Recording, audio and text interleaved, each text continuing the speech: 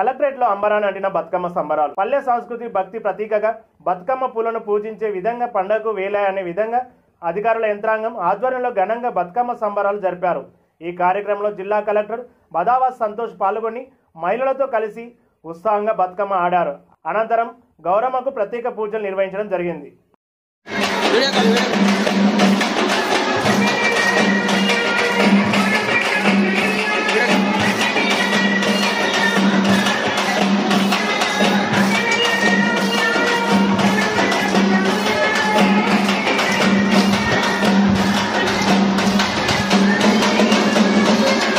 జరుగు బ్రదర్.